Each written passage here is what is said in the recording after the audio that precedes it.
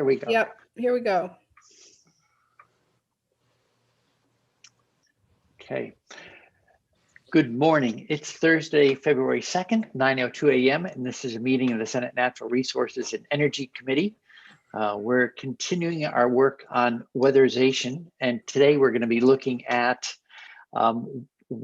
digging into one of the issues we've been addressing, and that is that one of the obstacles to more people engaging in weatherization is the concern that when they do, if they choose to sell their home at some point, they may not be able to recover the costs of those investments because the market is not yet fully tuned in to making those transparent and monetizing them. Nice. And that becomes an impediment to people moving forward. So we know that that's the past, and we know it's a problem, and we're looking forward, especially as we talk about doing more weatherization, and we're interested in removing as many impediments as possible. So with that, we're going to spend some time learning more about what goes on out there in the world of assessing and labeling building energy, how it affects the real estate market and the lenders that work with people in that market. Good morning, Mr. Fazy. We're going to have to send you a bonus. You've been doing a lot of heavy lifting on behalf of this committee. And good morning, Ms. Launder. Good to see you again. So with that, I'd like to turn the floor over to Mr. Fazy. And I don't know if you and Kelly are tag teaming, but however you want to, or you're going in sequence, the floor's yours, and so we'll follow your lead.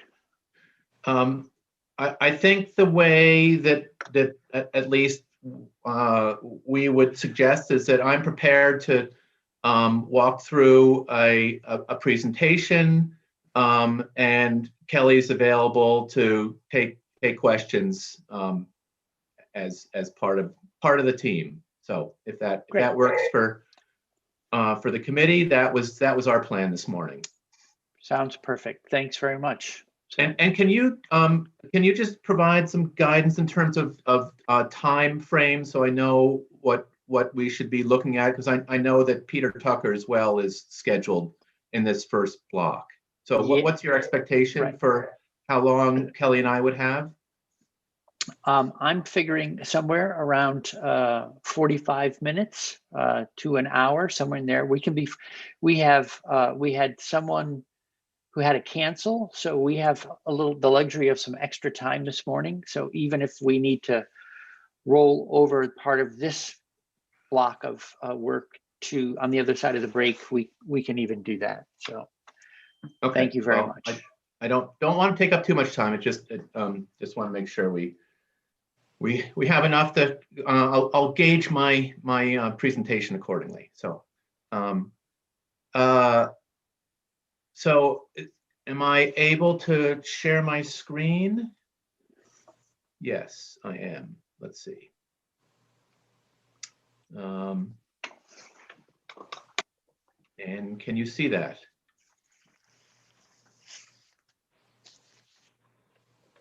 Can you see my screen? Yes, you can. Looks great. Thanks. Okay, great. Thank you. Okay.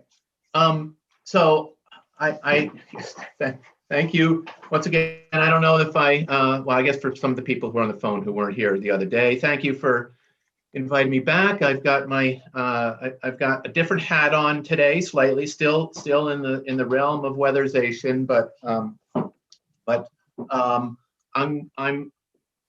I was one of the co-chairs, along with Chris Gordon of Efficiency Vermont, of the residential building energy labeling report that was recently submitted by the Department of Public Service. Kelly was leading that effort there, but it was on behalf of the working group, but the department was leading the effort, which is, I think, technically how it was set up. So Chris is not able to join us today.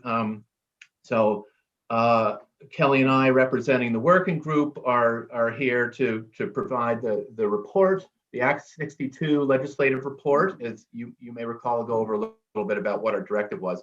And before I go into that, I've got a little sort of preamble, so introduction and overview to energy labeling to just sort of follow on the chair's suggestion about the benefits of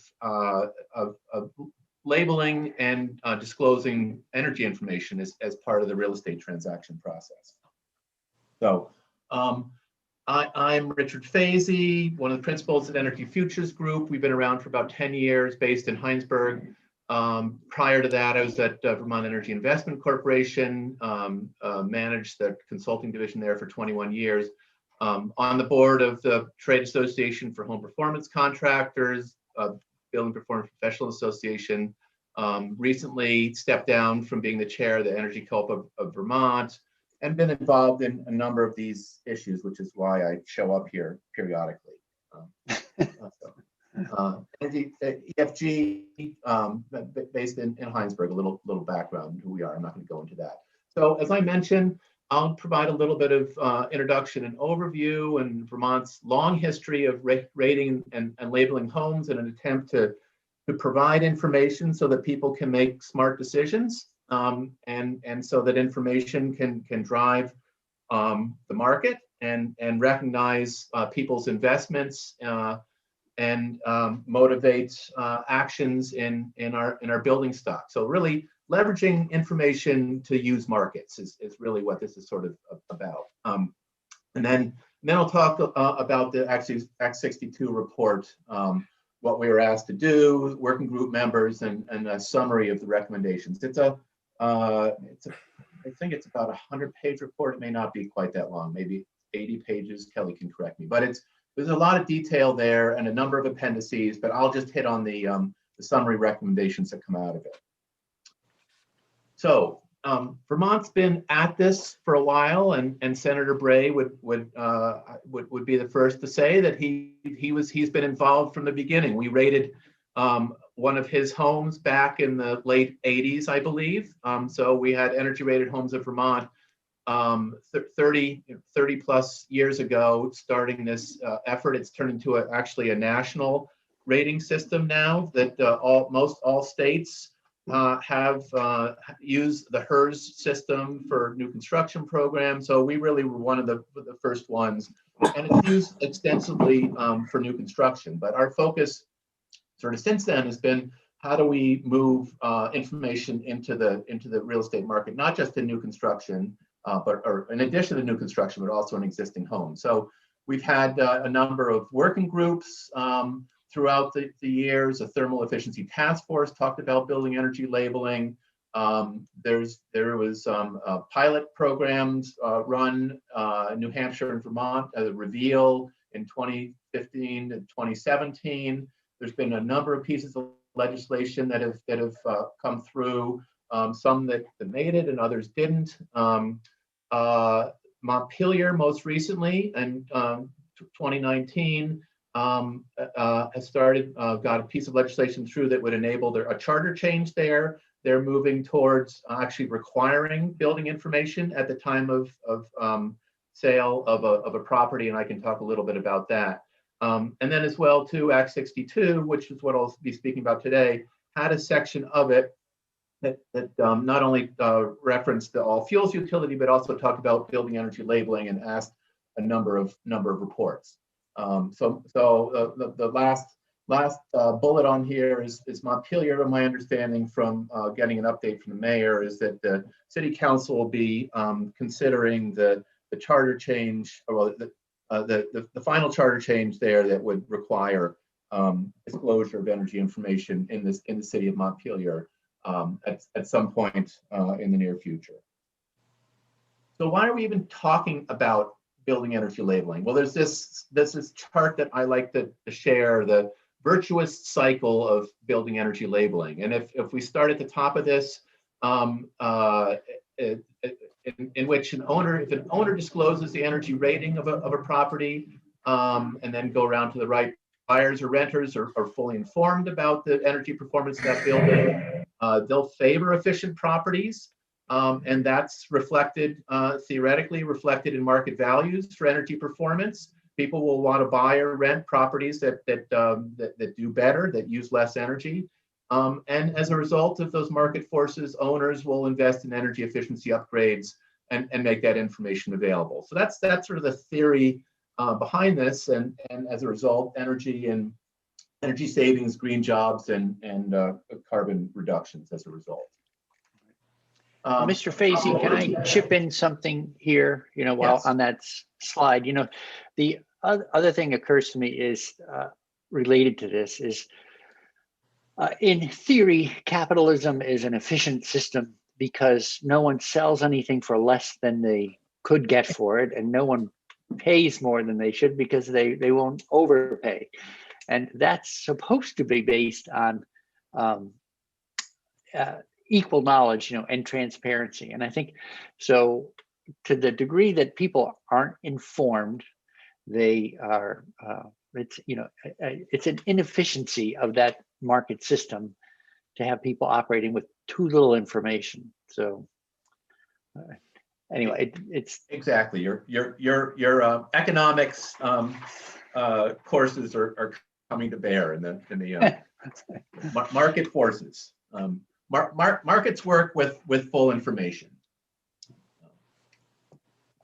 So we're familiar with this in terms of MPG ratings on vehicles. And just to make a point here, I'm reiterating this point that informed consumers make better decisions.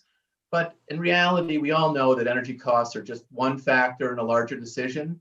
But homeowners and renters, I would say, like having information as they do with cars. They're not going to buy a truck versus a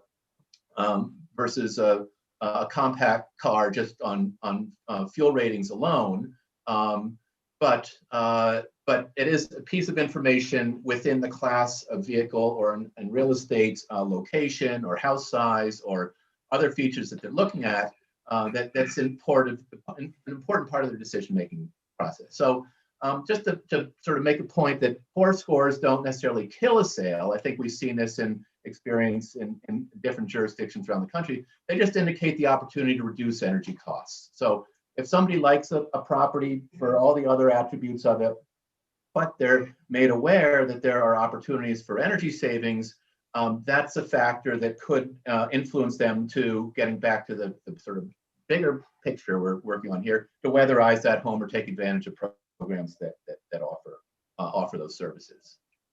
And so energy disclosure really isn't a new idea. In fact, this is an old slide. You can see from the last date I have on here is 2009, but things started in the 90s and have really been sort of progressing through the years. So to some extent, we've got a number of different efforts underway throughout the U.S.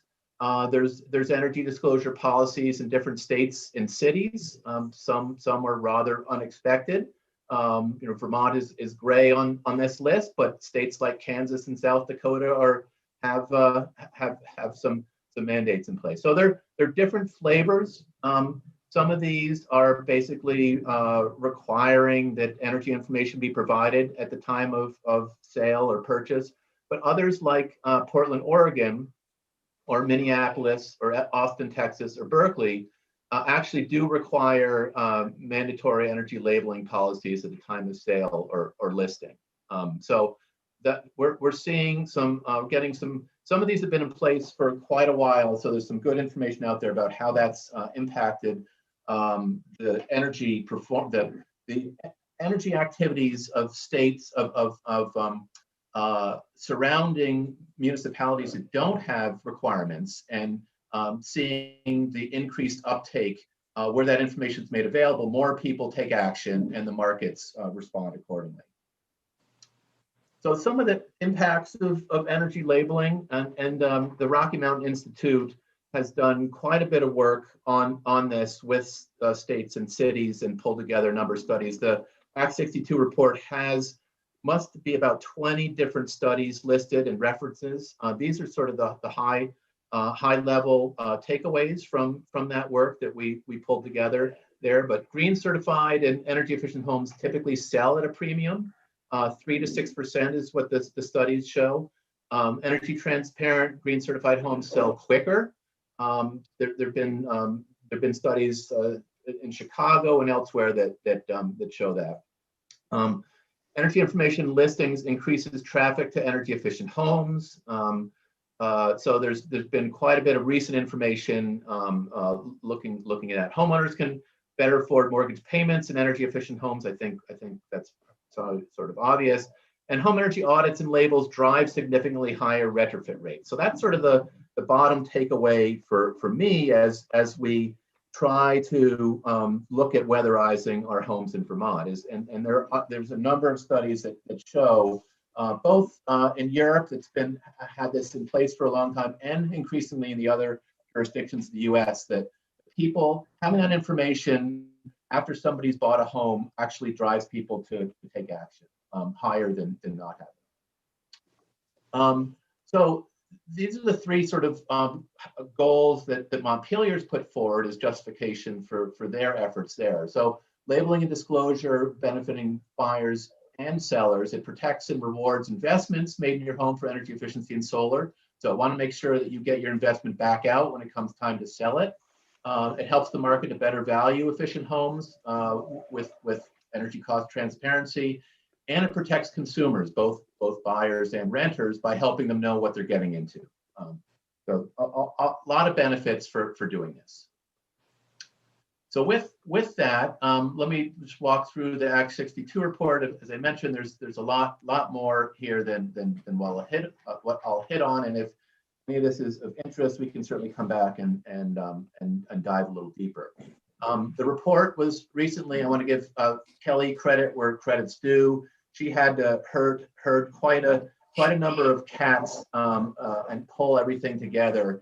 A lot of different sections with different authors, and she did a great job at making sure the report was coherent and addressed the needs, and it's posted on the Department of Public Service website as of January of this year. So you had called for the convening of a residential building energy labeling working group and a commercial and multi-unit building energy labeling working group.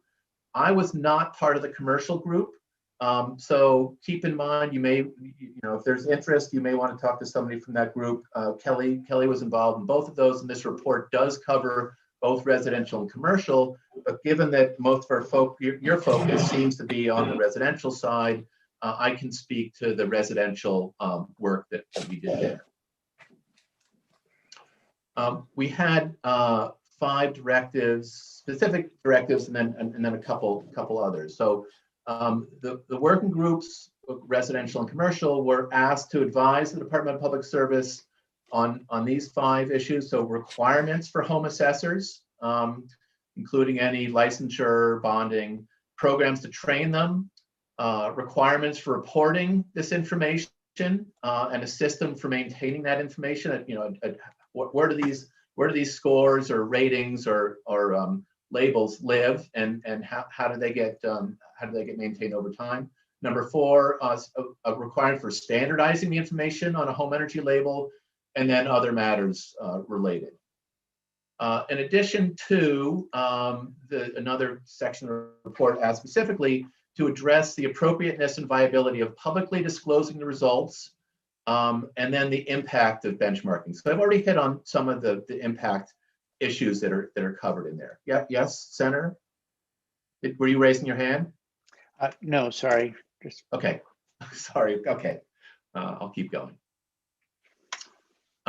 Sorry for the small font. I'm not going to read through everybody, but needless to say, there was quite a representation of working group members. There were specific appointed members representing utilities, CAP agencies, building organizations, others with expertise.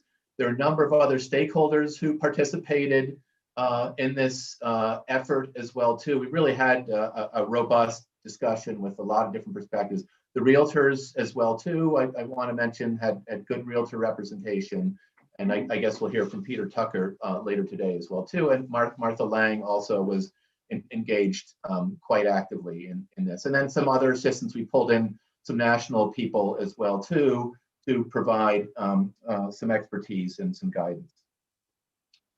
So the working group came up with 6 different recommendations. I've got a slide or two on each one of these.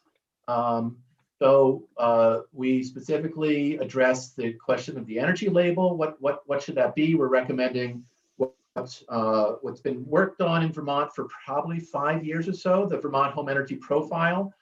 So we've got a lot of history behind doing consumer surveys and testing of this. And so it was relatively easy to come to something based on all the previous work that had been done. But we're recommending a statewide uniform label for information. Reporting requirements and a system for maintaining that information. So I'll talk about that. Administration and oversight, public disclosure, requirements for training and home assessors, and recommendations to increase the impact of the Vermont Home Energy Profile. So the first one, and maybe you've seen this before, the energy label, the Vermont Home Energy Profile, as we're calling it, is a 2-page document. This is the front. I don't have the back. The back basically explains how to read the front and what some of the elements are. And I'm seeing this is a little blurry, so sorry for that. But the basic elements of it, it has estimated total annual energy costs. You can see the $3,100 here. And then how that's broken up is the green and blue pie chart below. It also has a wedge with an indication of where you are from lowest to highest energy use in terms of expected annual energy use. And this is in raw units and MMBTUs, which nobody really understands. Well, not nobody, but very few people understand what those are. But relative to the highest using and the lowest using homes that are out there, we are able to sort of stack up where you stand and how you compare. So and that won't change as energy costs change over time as well too. So that was our thinking, was that sort of locking that in. And then there's some energy highlights. If a home has participated in a program, that's pulled into here, and then some recommendations for next steps. Not specific to the house. This doesn't have specific insulates your ceiling to R value or air seal to a certain amount, but it does have programs and opportunities for taking the next steps. So this is, we're recommending that this be made available on a voluntary basis, and municipalities like Montpelier that choose to require building energy disclosure should use this for consistency. So this becomes sort of the de facto statewide label. It's created from a tool, which I'll talk about in just a second. We've worked with the Northeast Energy Efficiency Partnerships, or NEEP, have provided some great service to us in putting these pieces together. And then we recommend that this be derived from be asset-based, which means not based on somebody's behavior in the house, the thermostat settings or the number of showers they take, but there's some assumptions based on the characteristics and the features of the house and average occupancy that be the basis. So that if there's a family of 2 that lives in a 5-bedroom house, and the next family that moves in has 10 people, regardless of who's living in there, we're rating the house and not the occupants. So that's sort of the basis here. So that it can be used in a fair and equitable way as homes change hands, regardless of who lives in them. So NEEP as I mentioned, has been providing this information. They have a database, this Helix, or Home Energy Labeling Information Exchange database, that they have created. Vermont's been working with them for quite a few years. This is really a database that collects information on the building performance, certifications and programs, and then auto-populates that into the multiple listing service, or it's ready to do that. It's not doing it right now. It is doing it for solar. So it has all of the solar systems in Vermont in it, and it does have information from the home energy rating and other information from the Utilities and Efficiency of Vermont. And it's the energy database that is connected to public-facing portals or opportunities like the MLS, the multiple listing service. But this would be the repository for the labels, these Vermont home energy labels as well too. The way that we generate the labels. Pardon me. Yeah. Sorry to interrupt. Before we leave that section, so can you say a little bit about how much data is, you were saying solar is in there, and how many HERS ratings have been completed and populate that database, but aren't yet, quote unquote, visible? I'd say if Chris Gordon were here, he could probably give you an exact number. So I don't know for sure, but it's thousands. It's because Vermont, Vermont's been issuing home energy ratings, HERS ratings for 25 or 30 years, and so we've done at least a couple, 300-400 a year, and so all those HERS ratings do reside in here at this point in time. I don't know if Kelly has an answer to that, but I don't know, but I would say thousands of those are in there. And yeah, I don't know the exact number either. Sorry. Okay, thanks, Kelly. All right. So, and then that last step, getting them into MLS. So MLS is proprietary, right? It's owned by, I don't know. Well, who. near and our MLS provider, they're 50 or 70 MLSs across the country, not necessarily one per state. Some states have multiple MLSs. Ours is the Northeast Real Estate Network, or NERIN, in Manchester, New Hampshire, provides Vermont's and New Hampshire's, and they also service parts of Massachusetts and Maine as well too. We've been working with them for years. There's some back end computer linkage steps that need to be taken to connect it. It's been tested. I believe that the solar information flows through, but the rest of the energy information hasn't quite gone there yet. It's a question of sort of aligning data fields, making sure that they talk to each other. So if the committee is interested in this, they have been really a great partner in this and been quite helpful. We're waiting for that last piece to happen, so that when a realtor opens an MLS listing on a property, instead of having to dig around for what the HERS rating was and what the size of the solar system was, the Helix has all that in it, and it would automatically upload or auto-populate that data into the listing service, so that it's not only accurate, but it makes it easier for the realtor to have an accurate and a representative listing of the energy features of that home. So that's the concept. It's as one can imagine, there's a lot of back office data connection that needs to happen. Great. Well, it reminds me of the broadband challenge, where you can get fiber going right by your home, but you got to get it into the house and connected. Yes. All right. So okay, thank you. We are excited and look forward to the day where this works and makes it easier, not only easier for the real estate community, but then also that information is there for buyers and sellers as well. So while the Helix is basically the database that stores all this, so how do we generate these labels on the front end? NEEP has partnered with a firm based in Virginia, Clearly Energy, and is working in other states in our region as well too, and has sort of piloted this here. It's working with Efficiency Vermont and Montpelier to make this energy estimator available. So this is a tool that is public facing. A homeowner can go in and update the information to generate the label, or a professional can.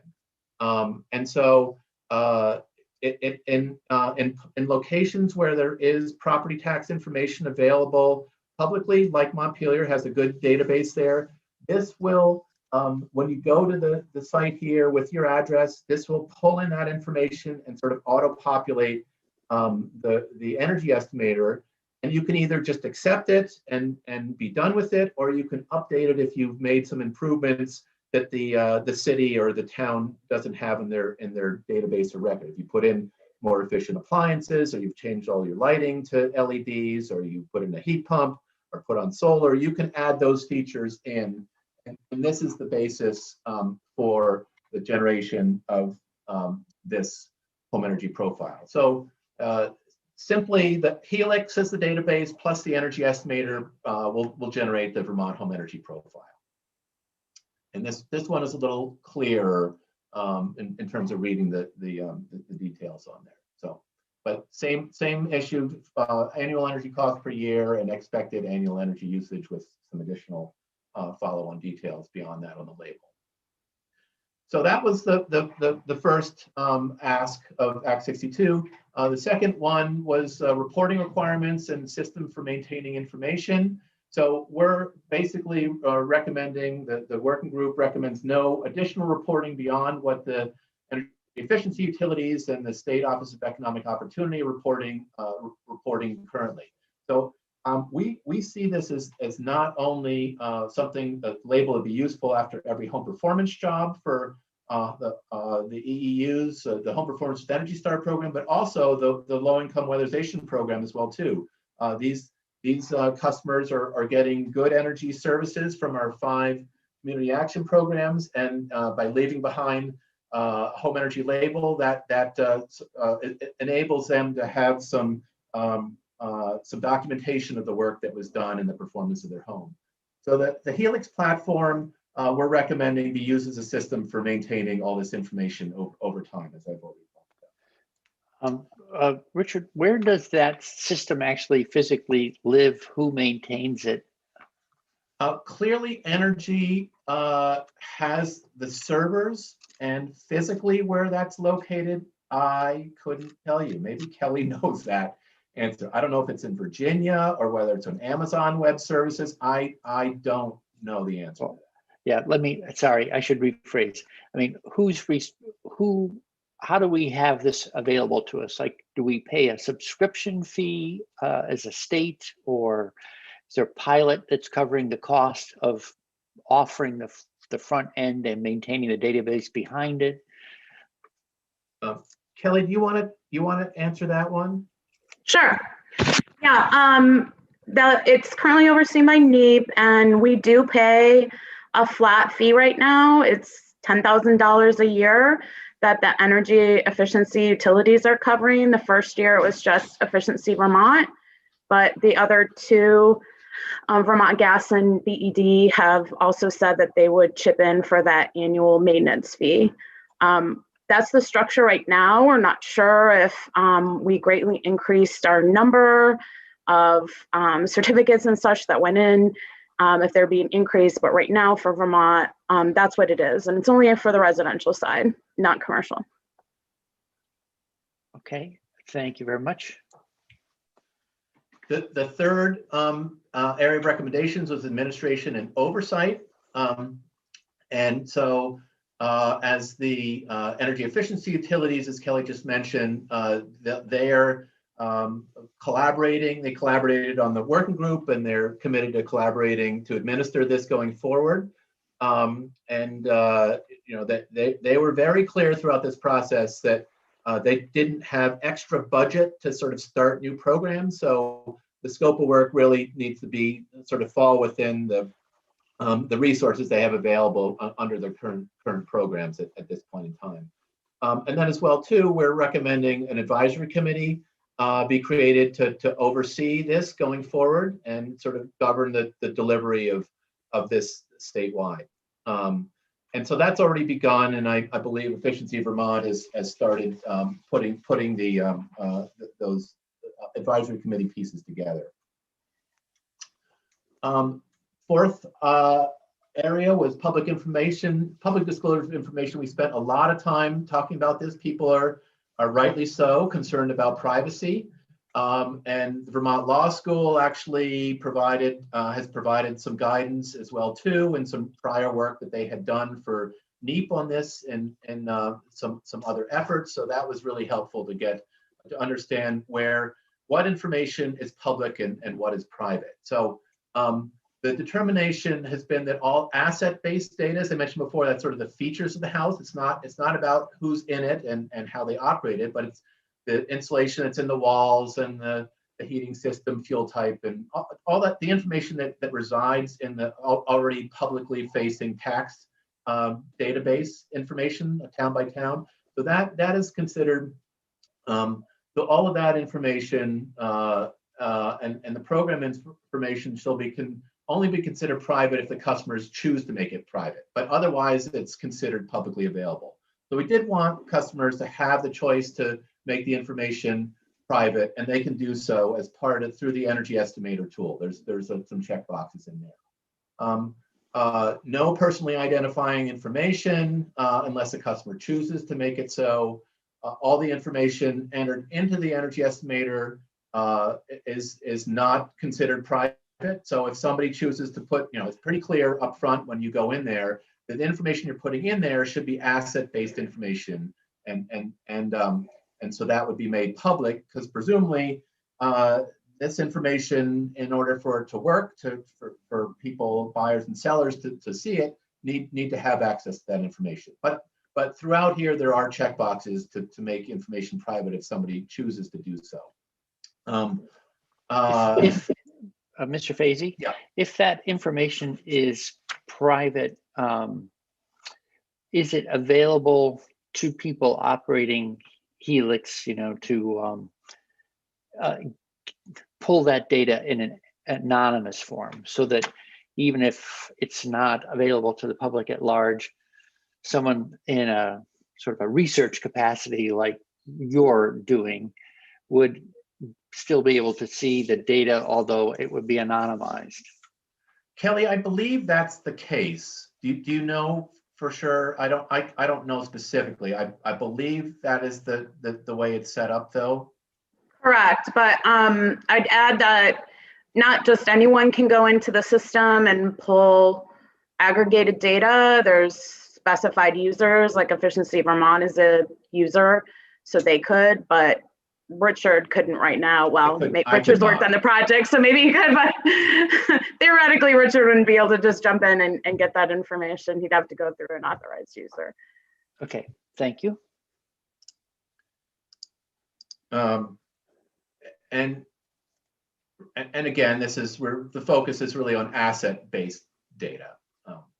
So the fifth element here was requirements for training and home assessors. So as I mentioned earlier, to use the Energy Estimator tool, it's a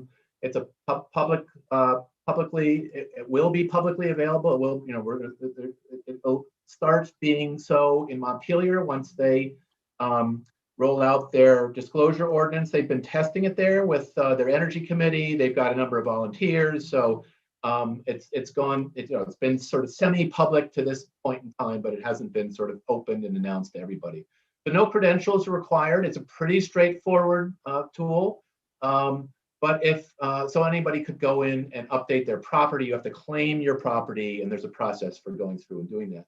But some people may not be comfortable with this, and we've heard from the realtors as well too. Peter Tucker can speak to this, but realtors may not want the liability or otherwise. So there's a choice of always hiring a professional to do this for you.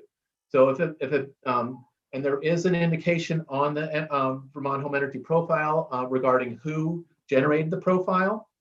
So if it does say professionally verified, that person's firm would need to show up there, and that would be the credentialed professional is the term that would show up there. But so that we have a list of who is professional in the report. So there are a number of recognized building certified professionals who could provide this service. But it is designed to be used for homeowners and assessors without technical training. And part of what NEEP is providing is online, or we're recommending, they do have some of this, but the report recommends online and in-person training for homeowners and professionals to use the tool. For those who want some more training and some orientation around it. Mr. Fazy, so a seller's property information report, SPUR, you sign each page as you fill it out, sort of inventory of features about your property. Is there anything comparable for when a homeowner does this, and do they affirm in some way that, to the best of their knowledge, it is an accurate, it's accurate data? Yes. Yes, that's at the beginning of the energy estimator form. That's the first check mark they have to make. And then you can see, I don't know if you can see my cursor, but here on the bottom left of the report, the name of who generated it is listed on the report. So this says John Doe here, but there is, somebody does sign that we want to make sure that there is some attribution, and somebody's taking responsibility for the information that's being provided. Thank you. And finally, increasing the impact of the Vermont home energy profile. So we want to make sure that this gets used and it's out there. So the energy efficiency utilities support building this into their programs in the real estate industry, using the home energy profile as part of their offerings. If there are municipalities who, like Montpelier, are interested in taking the next step and making this either requirements or making it available to more of their citizens, the EUs are encouraged to work with them to help make that support those efforts and make that happen. And then we're also recommending with appropriate funding and budgets, statewide education outreach for buyers, sellers, housing industry about the benefits of energy labeling. Part of that may be, like we have now for solar, you can actually go to the community energy dashboard and see every solar system in the state on a map, town by town, and get some information on it. It would be great at some point in time to have that include the energy information of properties as well too, for those who are interested. And with that, I'm happy to answer any questions. Okay. Great picture. Senator McDonald. Your microphone's not on yet. This is a fascinating topic, and I watch, when I'm watching programs on TV, I see commercials that come on that say, call this number to improve your credit score. And in this case, if you wanted to improve your score of energy efficiency, would you hire an expert who could better craft a description of your house, or would you actually hire someone to put in more insulation? It just seems a bit loose. If the homeowners can put onto the record, it's sort of like writing your own grades when you're in high school or college. What is it that holds the description of your home to account? We had a lot of discussion about this. To be honest, this was a sort of a compromise position that we ended up with. There was some concern about having to hire a professional and pay a cost every time you wanted to generate this, and potentially if it was going to be used in a time of sale, a rental, the potential delays. So cost and delays were an issue, and so this was a solution that everybody could come to, that as long as somebody's name was associated with the information on there, our sense was that they would not want to be held responsible for inaccurate information if their name was on the label. So certainly somebody could game the system. As we know, on the new construction side with our codes, we don't have any code enforcement. We rely on the industry to sort of self-regulate to some extent. Not that that's the best solution, but there's a cost versus benefit element to this as well that we went through. I'm trying to imagine someone providing a description of their home that is more favorable to its sale, and they're saying that they're being responsible, but how are they held accountable when their imagination or lack of expertise runs wild?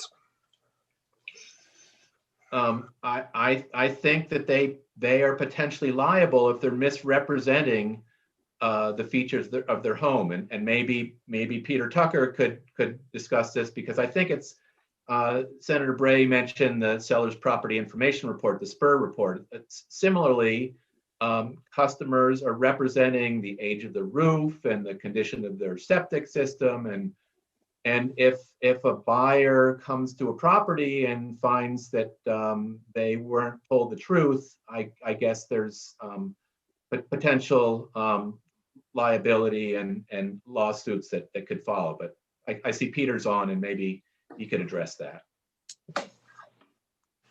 Sure, if you'd like me to. Can you hear me okay? Yes. Okay. Sure, why don't you jump in? We're in kind of an informal mode here. We can, Okay. before we get to your presentation. Sure. Thank you. But Peter Tucker for the Realtor Association. And this is one of the big challenges, we face all the time. Was the property misrepresented at the time of sale? Does a buyer have an action against the seller because of information that, may be kind of fraudulent, could have been something that was a clear misrepresentation, but, more than likely is just a misunderstanding of the requirements of, whatever disclosure they're making. I mean, this runs across the entire, real estate transaction. One other, we were unable to have an appraiser join us today. We was trying to get the whole sort of chain of custody of information built into this morning's testimony. So I regret that we couldn't get an appraiser to join us. But appraisers are part of the whole verification system, correct? I mean, even if someone's, I don't know if it's only if you're going to a bank that you must have an appraisal, or if the rare customer comes along with cash and just wants to buy something, if they ever would buy it without an appraisal. But can you say something about that, Mr. Tucker? Are appraisals obligatory when you're using a bank, but otherwise optional? That's probably a pretty good description. As a buyer agent, we would always recommend an appraisal as part of a purchase. Okay. And how many appraisers have any kind of training or knowledge of the home information and energy profile? Like, might they, for instance, when they're visiting a property, having had a couple of appraisals in the last few years, they spent 3 or 4 hours. They seemed to be very thorough going through the home. I can imagine them, I don't know what it would be, carrying an iPad along with them and punching in this data while they go or something like that. Who knows what they would do, but do appraisers collect this information? Might they put the information in? Well, and I think that's the big challenge, that there are some appraisers who are recognizing the value of green performing features of homes. But, across the board, shouldn't an appraisal be, what the marketplace recognizes as the fair market value of a property? So, trying to get them to apply the correct amount of increase in the property value for these improvements it's a kind of a chicken and an egg thing. You know, you've got to have it first, and then you've got to get them to recognize it, and then that value can be used to appropriately value other energy efficient homes. Okay. Well, one reason we have the lenders with us today is because I could imagine, and I don't know if this is something I'm imagining that's possible or not so possible, but they could put a certain amount of traction on the whole system by saying that their underwriting includes not only principal, interest, taxes, and insurance, but the carrying costs associated with energy. And if that became part of underwriting, I would think it might motivate the whole system to provide that information. Does that seem like a reasonable way of looking at it to you as a realtor? I think I'm going to defer to Mr. D'Elia on that. Okay. But if a bank were asking for it, then the appraisal would include it. I guess so, yes. Okay. All right. Well, I feel like we have a little bit of a log jam, and we're trying to free things up a little bit. Okay. Great. Well, any other questions for Mr. Fazy before we go to Ms. Launder? Okay. Well, great. Thank you. Thank you, Mr. Fazy. Ms. Launder, so you were the not only the organizer and like project lead on these to manage these two working groups. You're also the lead author for the report. So thank you for all that work and helping move this forward. Do you have any additional information that you'd like to share with the committee? I don't. I'm happy to answer any additional questions. I just want to, it was a lot of work, but I want to, as Richard mentioned earlier, acknowledge the amazing group of people that put all the information together. And we put it in a present with a pretty bow, but it's all the people in the group that really did the bulk of the work. So I don't want to take all the credit, but happy to answer any questions. Okay, well, one quick question I have is, what's the status of the working group now that the report is complete? Is it going to be an ongoing effort, if only informally, because there's still things to be figured out? The working groups have basically dismantled. The Efficiency Vermont has started outreach to put together the advisory committee on the residential side. That hasn't happened on the commercial side yet, but I think the residential side has been kind of further along. So that's the only movement that's been made. I think people were kind of waiting to see what was going to happen after the report was submitted to the legislature. Okay, and since you were part of both the residential and commercial groups, can you sort of do a brief compare and contrast residential versus commercial? Did they land in similar places, even if the details vary, or are there some major differences? Yeah, I'd say they landed in pretty similar places, sometimes exactly the same place as far as administration, oversight, and that kind of thing. The commercial group also recommended that it be voluntary. They did recommend different systems than Helix and the profile, just because it's different for commercial buildings. So the recommendation is to use the publicly available EPA program manager system, and it also has some labeling functions. So that was the recommendation on that side. Just trying to think of what other differences. The commercial group also proposed, even for a voluntary program, kind of a staggering in, starting with larger commercial buildings and then going down to smaller, and then not going past a certain square footage limit. I think it was 10 to 15,000 square feet. That was at the recommendation of some of the groups we talked to. There was I think it's IMT was one of the groups we talked to that's done a lot of commercial building energy disclosure work throughout the United States. So that's probably kind of the biggest differences I can think off the top of my head, but most of them were the same. Okay. I would guess, and it's only a guess, so tell me if I'm making this up, that a commercial buyer would, because they're penciling out the viability of a potential business at that location, or would be fairly demanding about wanting to know the details related to energy use and type and performance of that space. Is that fair to say? Yeah, and that reminds me of another difference.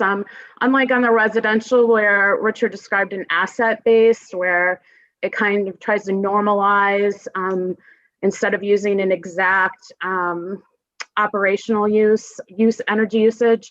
Commercial is different. Commercial suggests, and what goes through the EPA portfolio manager is actual usage. So it's called operational. It's what actually occurs usage-wise in that building. Okay, thank you very much. Anything else you'd like to point out? Okay. If you haven't looked at it, it's a very good read. 70 plus pages. Right. Well, this is, this is like Christmas for the committee. We're getting a lot of good reports right now. Thank you. Yeah, thank you. Okay, with that, I'd like to welcome to the committee, because I think this is your first time with us, Mr. Tucker. Thank you for coming in. Maybe you could introduce yourself to all of us, and then we'd love to hear what your thoughts are on this topic. Sure. Thank you, Chairman Bray. So I am Peter Tucker. I am the Director of Advocacy and Public Affairs for the Vermont Association of Realtors. I've spent the past 25 years as a broker, came into this role about 5 months ago, and I've served on the Government Affairs Committee, pretty much over the past decade. So, I've had an opportunity to meet a number of the legislators, and appreciate the opportunity to address this group today. So, I do appreciate being here. I'd like to recognize Martha Lang from Berkshire Hathaway, and Tim Haney of Haney Realtors, who served on the residential and commercial working groups respectively. I'd also like to thank Kelly Launder and Keith Levinson from the Department of Public Service, who ably guided the discussion with a diverse group of efficiency consultants. This report is detailed and recommending a voluntary approach to energy labeling. We support this approach and have the following comments on the report. And I would like to, just comment on the initial testimony. Mr. Fazie's first 10 minutes or so of his testimony is his opinion on the energy labeling situation. When he started into the Act 62 report, those are the opinions of the group. Currently, realtors provide energy disclosures in a number of different ways. Since 2017, we have provided the Home Energy Information Pamphlet. Much like our consumer disclosure, our mandatory consumer disclosure, this is required as a check on a purchase and sale contract that is attached to the contract. The seller's property information report, which we've discussed, the SPUR, allows sellers to provide actual energy costs through Section 2 of this report, outlining mechanical systems of the home. The actual factual figures provided provide actual energy costs as well as descriptions of the systems. These are facts that the buyers can rely on. The work group proposes the use of Helix, a system that consolidates energy information into a single portal. Most of that data is collected anonymously from public records. I was very surprised to learn that the city of Montpelier had provided all of my publicly available information to the New England Energy Cooperative to populate this Helix database. The working group considers Helix to be an asset-based program evaluating insulation, HVAC, water heating, the home envelope, insulating envelope, and duct sealing, etc. But this isn't how Helix works. As described above, Helix is an automated modeling system using assumptions based on available data to estimate the average energy use of a home. I'd like to repeat that. Helix is an automated modeling system using assumptions based on publicly available data to estimate the average energy use of a home. The chair is often referred to this type or to the process as trying to develop a miles per gallon sticker that can apply to housing. Miles per gallon is a math problem. The result is a fact. 300 miles, 15 gallons, 20 miles per gallon. It's a fact. We agree with the chair and believe the correct approach to energy disclosure of a home for sale should be factual, the historic costs of energy to operate the home on an annual basis. We expressed a privacy concern with the public disclosure of information section on page 11 of the report. And we appreciated the group realizing that this should be amended to read, shall not be considered private if customers choose to make that information available. I know the energy efficiency folks were concerned that when they provided subsidies for weatherization, that part of that allowed them to aggregate this information into, the Helix program or into a program, I guess. And this language allows for that to continue, but, from our perspective, owners should control, the availability of their data. We're very concerned with the Helix system that it could populate third-party aggregators like Zillow and Trillia. These consumer websites scrape data from a variety of resources and are notoriously inaccurate. The most trusted data resources are our multiple listing service. However, when there's a conflict between multiple listing service and Zillow or Trillia, the data aggregators often get it wrong, and it's impossible to correct. This is one of the biggest challenges realtors have, is getting just a screaming phone call from a seller saying, I was on Zillow and my home is not described accurately. And we can't change that. It's a third party, they're outside of our control. So we have some of the oldest housing stock in the country. A poor rating will stigmatize a property and crush its home value. The homeowners of Vermont are your constituents, and this is not what they deserve when they go to sell their homes.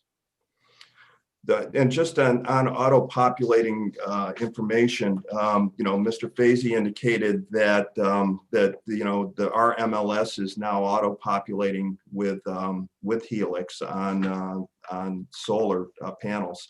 But I've been in direct contact with the MLS. I would suggest to you, if you want information on MLS, that I can get it for you. But when I talked to our NARIN partners, they told me they get a spreadsheet once a quarter from Efficiency Vermont.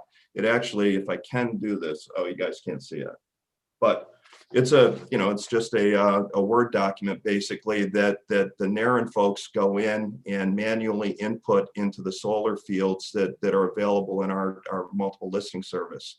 It isn't automated. It can't auto-populate. As a matter of fact, the underlying software that runs our MLS system does not coordinate with NEAP or the Helix system. And my understanding is it can't possibly auto-populate. So, what that does is it leaves it to these third-party distributors that, that will be getting information from wherever they get it from.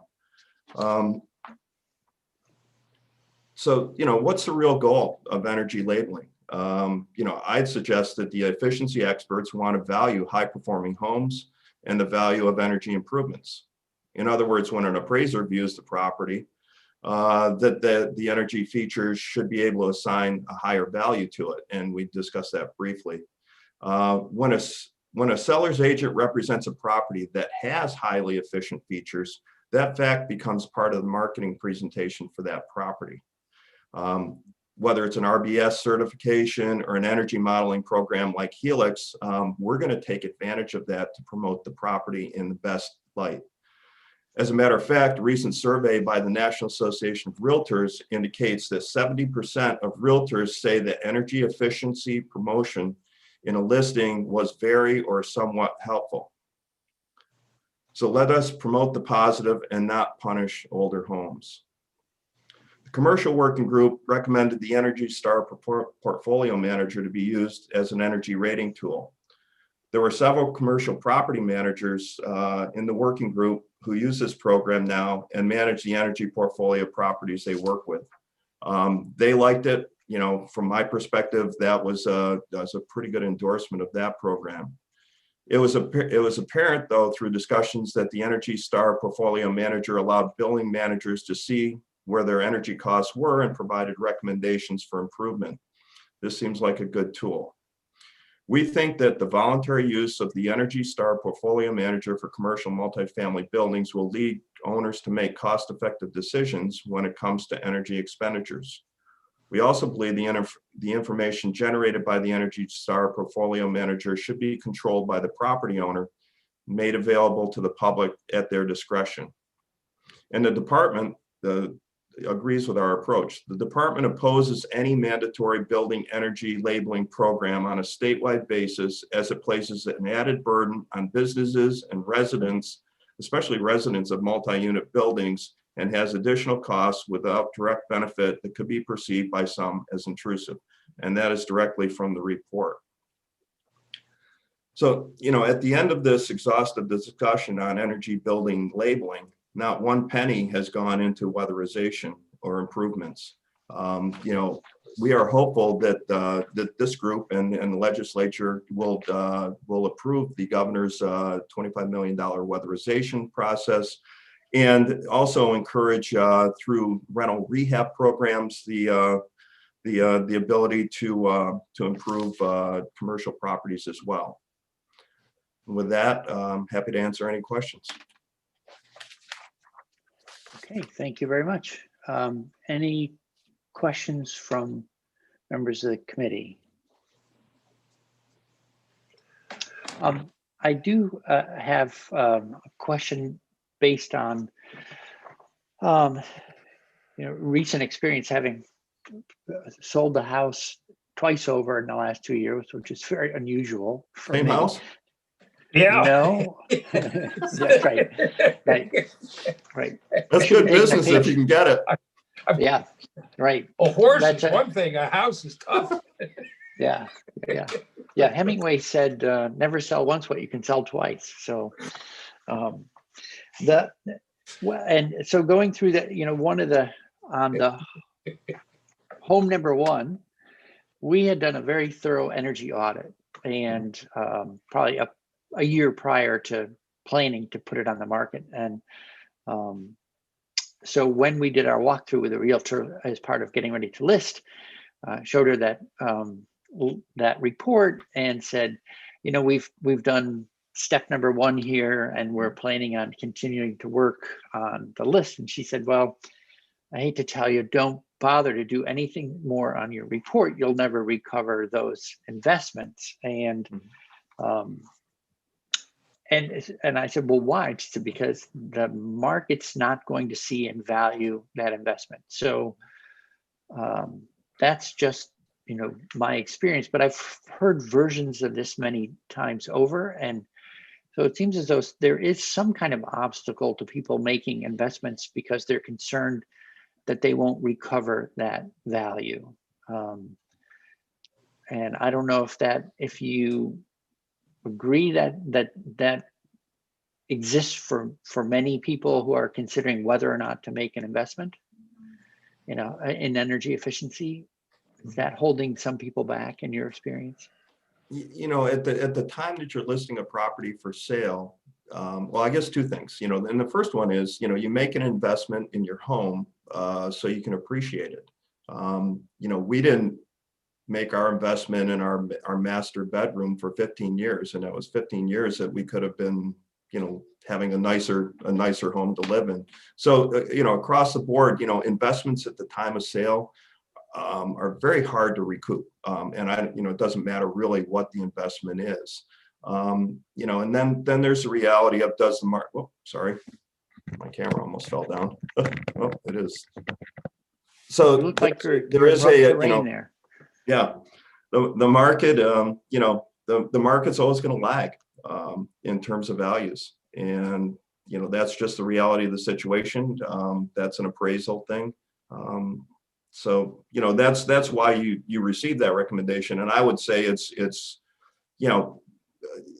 there are some minor improvements that can be made, making sure the lawn is cut, things of that nature. The curb appeal typically are helpful, but any major investment, hopefully you're making it for your own use and pleasure, as opposed to trying to, increase the value of the property right at the last minute. Sure. Well, and that was a farm, and it took 4 years to sell. So we went ahead and did some more things, and it was more comfortable while we were still there. Good. So it turned out to be fine, but it was because there are some other jurisdictions. So I'm sympathetic. I think we're all sympathetic to anyone who owns a home wanting to maintain the highest value in that home, because it's probably the biggest asset they'll ever own. So I was a little concerned when you felt as though the labeling might have the potential to, crush the value of low performing homes. And Mr. Fazy reported on the sort of the upside. I forget what the numbers were, 3 to 6% premium and shorter time on market, stuff like that. But do you have data about actually suppressing home values based on a lower energy score from other jurisdictions that have been using these systems? I do not. What I can tell you is that, this is a topic that, as I got involved in the process, reached out to a number of different realtors, around the state. And, this is our large concern. And I can tell you that it's from, very experienced professionals who are just, very concerned, not about high performing homes, but about, the older homes that we have in our stock, and really, putting pressure downward on pricing there. So I think, really our hope is that, help us promote higher performing homes, but don't provide a tool that is going to lead to, lower property values for, a lot of older homeowners. Okay, well, I think, let me say this as carefully and respectfully as possible. It seems as though it's a fear that this could happen, but there's not a data set to demonstrate yet that that's the real world experience.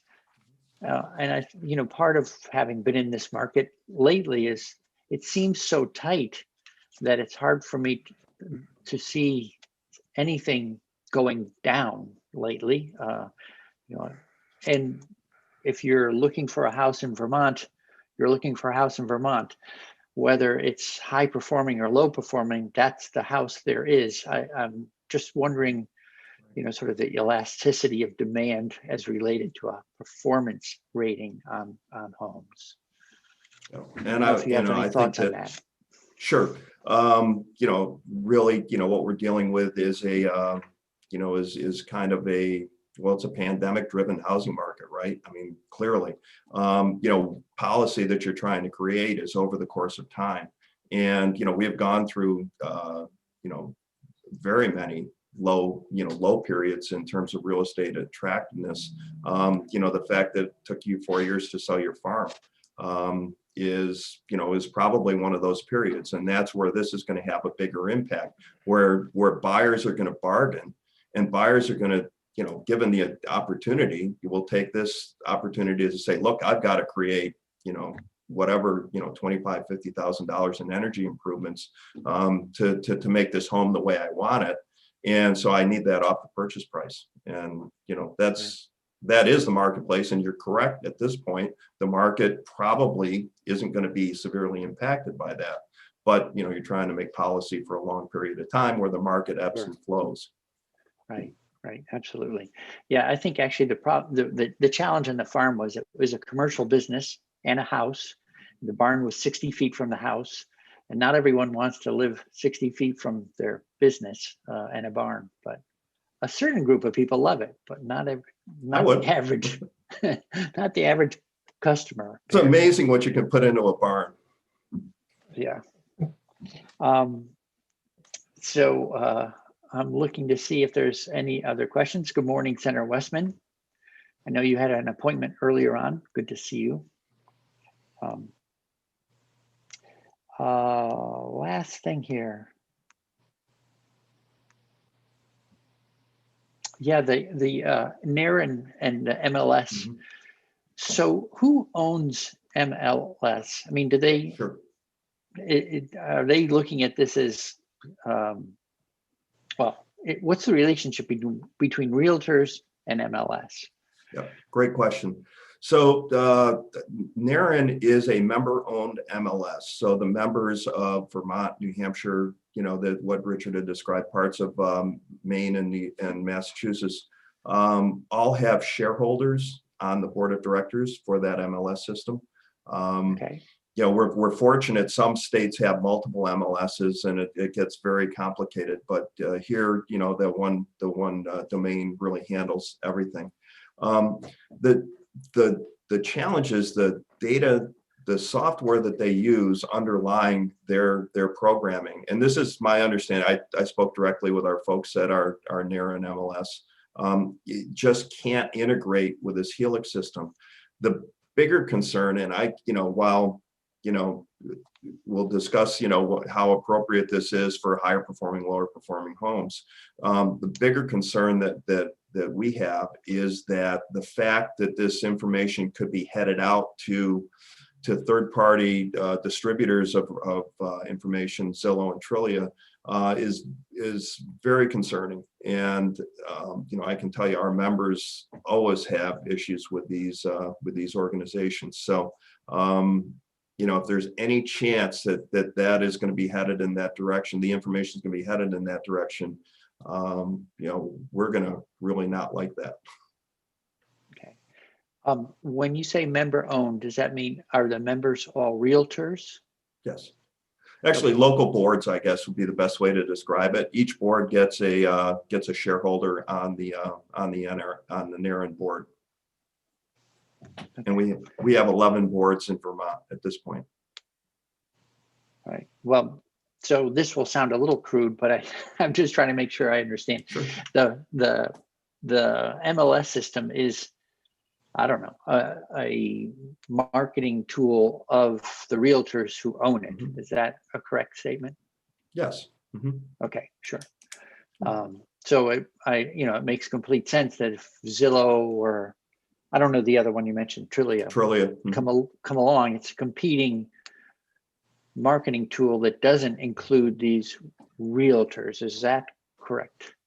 Not exactly, because the core feed for them has always been the local MLSs or the whatever jurisdiction they have. So the primary feed of information to Zillow and Trillia is through the MLS that you're inputting information into.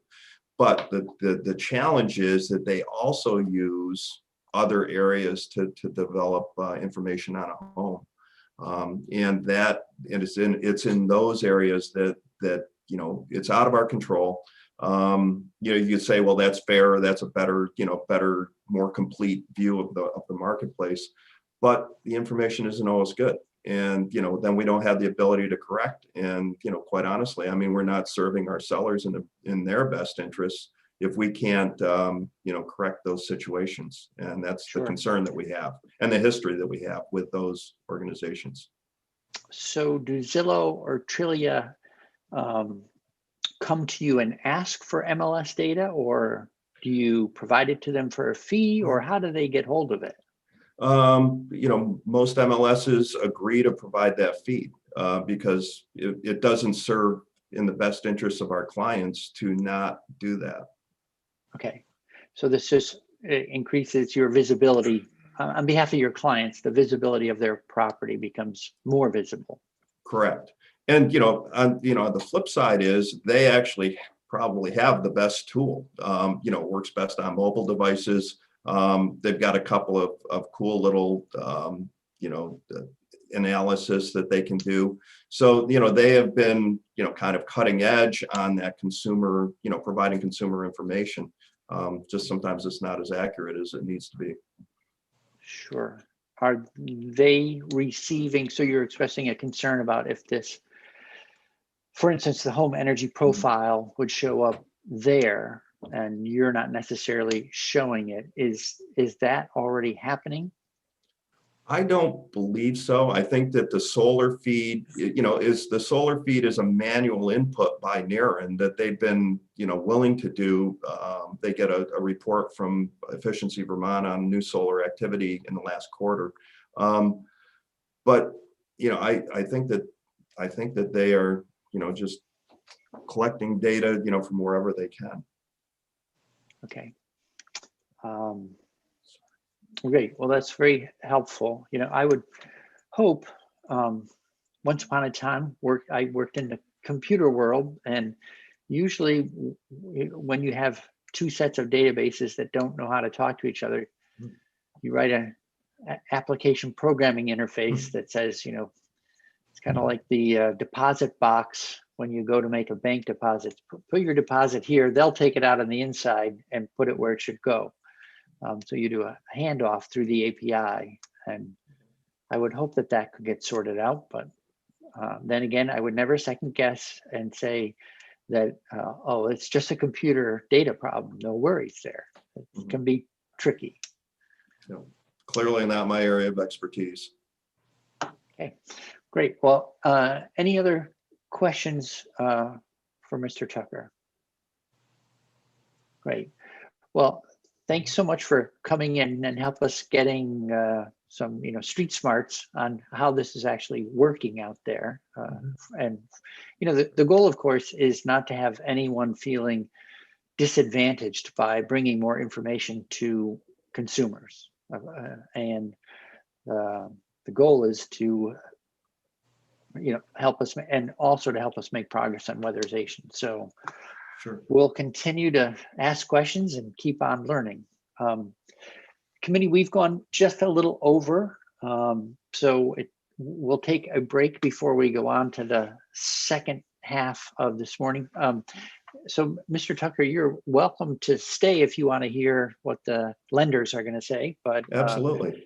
Don't feel like it would be rude of you to just check out and hit the trails behind you or something like that. Right. Not today. Quite a different view. Okay. Thank you. Thank you So, for your time. Thank you to the committee. Really appreciate it. Great. Our pleasure. So it's 10:24. Let's reconvene at 10:40, and then we will finish the morning. Thank you, everyone. My usual announcement, because we're going to continue to stream during break, I suggest you mute your microphone and turn off your video.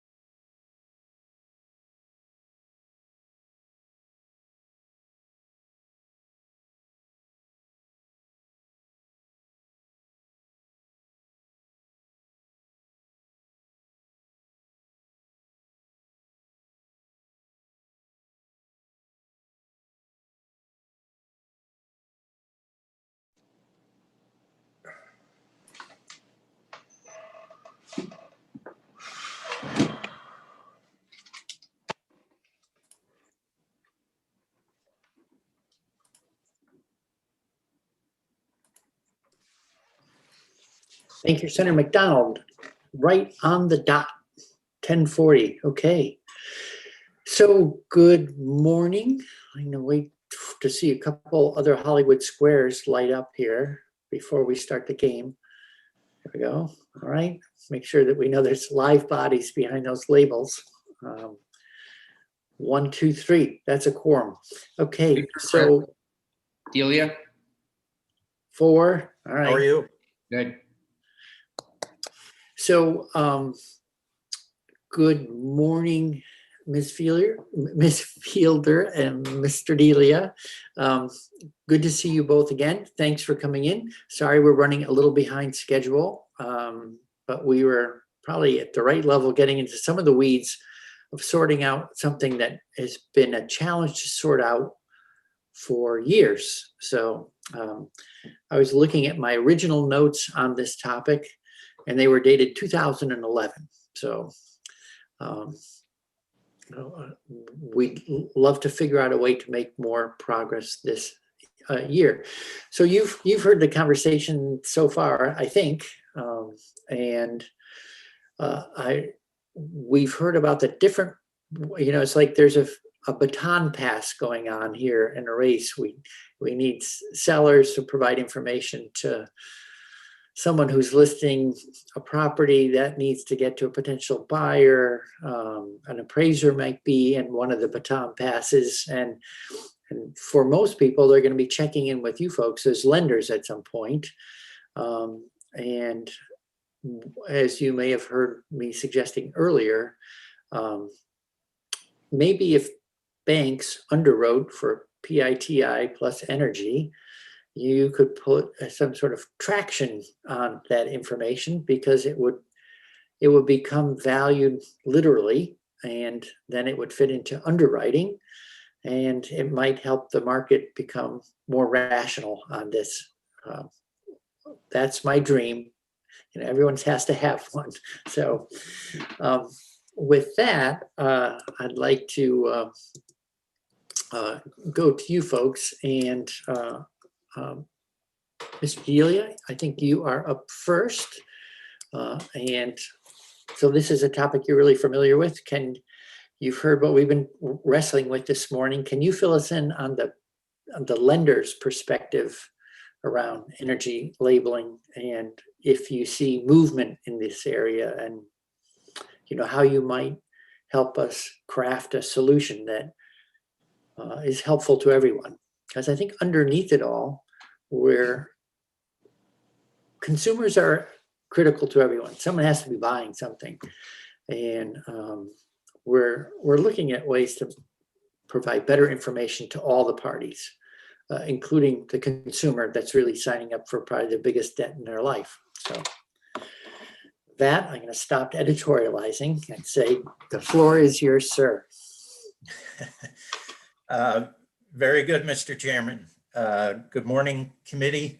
Pleasure to be with you all. Wish we could do it in person, but we'll use the best alternative that we have to date, but it's good to see you all.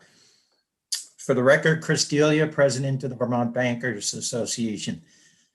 My involvement in energy efficiency discussions actually goes back to 2003 when I started with the association. So just slightly longer than yours, Mr. Chairman, but we've been part of these discussions on and off for quite a few years now.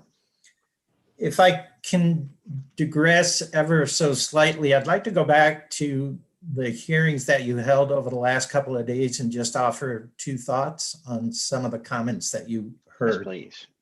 The first is, I wanted you folks to know that we have a meeting with Maura Collins and her colleagues at VHFA next week to begin talking about the potential funding that you all will consider, the package that's been proposed by the governor, and looking at some of the ideas that Maura has come up with to try and push that money out into the marketplace and leverage it. So I wanted you to know that we're having those, or will be having those conversations next week. The second thing is, I wanted to go to a comment offered by Senator Westman yesterday, and that was around the consumer and how does the consumer really dip their toe into this water. And having listened to a lot of groups over the years, I am convinced that we need to somehow put in place a case management approach for weatherization. Because it is complex at times, because there's a lot of moving parts and players that are involved, I think personally, the group that has done it the best, and there probably are others out there as well, is a group like NeighborWorks in Rutland that hold your hand through the whole process and check in with you to make sure that you're following through on making certain phone calls or setting up schedules or whatever it may be. I think absent that, for a number of people out there, they may think it's a great idea, but it just becomes overwhelming very quickly for them. So if you can somehow find some revenue that puts in place a case management approach, I think that can go quite a long way to helping Vermonters out there on top of everything else that's been suggested. I think we've got to make it easier than it is today. And I will give you a quick example. 5 years ago, I needed to put a new boiler in my home. And I did a little bit of research, and in order to get access to some of the incentives that at the time were under Efficiency Vermont, I was going to have to conduct an energy audit. In all honesty, it wasn't going to take a rocket scientist to figure out that a 25-year-old boiler was less efficient than a new one that I was going to be putting in the home. Yet there were a number of hoops that I needed to jump through, which I chose not to. I went ahead and did it on my own and let the incentives go by the wayside. Fast forward to last fall, last October, I wanted to upgrade our wood burning stove in the house. I went to a local dealer. We talked about a wood stove. And oh, by the way, Chris, we have this $650 incentive directly from Efficiency Vermont. I didn't have to do anything. They made it very easy for me because they handled all of the paperwork behind the scenes in order for the incentive to be taken off of my bill when I bought the wood stove. Very, very different experience. Much more easier for me as a consumer. So I just wanted to provide you that contrast that I think we've got to make it as easy as possible. And the case management approach, in my mind, is a significant way to go. I listened to the discussion this morning and appreciate the work of Richard Fazy and Kelly. I have not read the report, but I'm encouraged to hear that the report talks about a voluntary approach to labeling. We have no problem with an energy labeling approach in Vermont in a voluntary fashion. Our concern has always been on the backside, if you will, when you get to the enforcement piece and the discussions about enforcement that have occurred over the years. And often those tend to gravitate toward time of sale constraints, which again, I'm glad that I did not hear any of that this morning. So it's encouraging to hear the concepts that were outlined in the report. And again, I'm going to read that and may have some additional comments at a later date. I would ask you to consider the potential concerns about privacy. I think we're all incredibly sensitive to what's just gone on with the Department of Labor and the release of personal identifying information. I would ask your committee to spend a little bit of time understanding what the privacy issues are regarding the Helix system, what information is actually being captured, what is not being captured. I was glad to hear Richard talk about assets as it relates to the property, not necessarily personally identifying information, which does include a plethora of things like name, address, and so on, which I would assume would be included in some of those documents. I think we want to just make sure that a system like Helix has a a robust protection associated with it, because we don't want personal identifying information out there. I would also suggest that maybe another approach is, in our world, what we call an opt-in approach. And that is, your data is protected, is private, unless you opt in to having that data shared with, for example, a marketing entity. So it's a different approach, rather than the consumer saying, yeah, I want to opt out of my data being private or public, if you will. It's automatically private unless the consumer opts in to share that information. It's a different approach, but it's one that we're used to in the financial community. From the perspective of valuation and lending, I know Lori has got the practical day-to-day experience, and I've heard her speak before, and she's got a wonderful base of knowledge to share with the committee. From our perspective, we're looking at the documentation we're getting in from the appraiser on the property. It's not a banker making a valuation judgment on that property. We're relying on that third-party appraiser to do the work and to explain to us what exists in the marketplace for that property and its comparables. I am under the impression, because we often meet with appraisers throughout the year, that it has been slow, the adoption of energy efficiency improvements in homes, but it is happening out there in the marketplace. I think it continues to be one of education for the appraisal community. It also continues to be an issue of just growing the appraisal community. We do not have enough appraisers in the marketplace right now, let alone appraisers who understand energy efficiency improvements. So that is a significant hurdle that we need to overcome. We're not unique in that, but it is very much a challenge.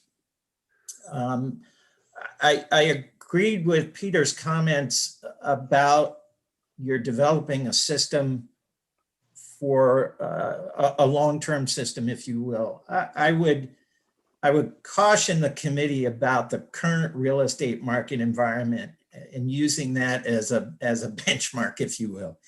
It is so hyperactive today that I think it's unprecedented to some extent, the activity we've seen in Vermont. People who are coming in from out of state who want to buy homes because they don't want to be in Boston or New York or other places where COVID has been rampant. That's great. It maybe bucks the demographic trends that we've been experiencing in Vermont ever so slightly, but it also has a real impact to Vermonters who want to buy that new home or get into their first time home, or perhaps upgrade a little bit.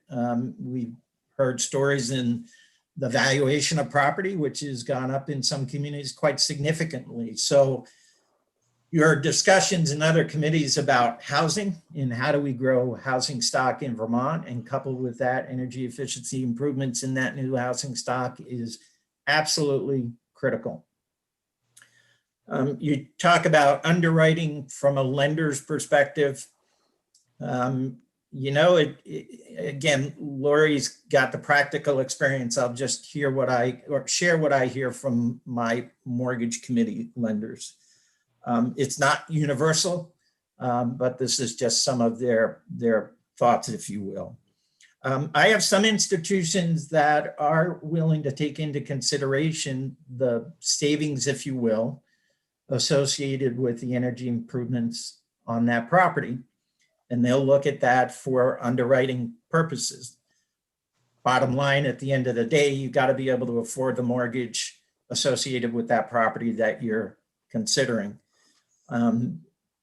If a person qualifies, not going to be an issue. A person could refinance their property if they wanted to make energy efficiency improvements. They could get a second mortgage if they wanted to do that.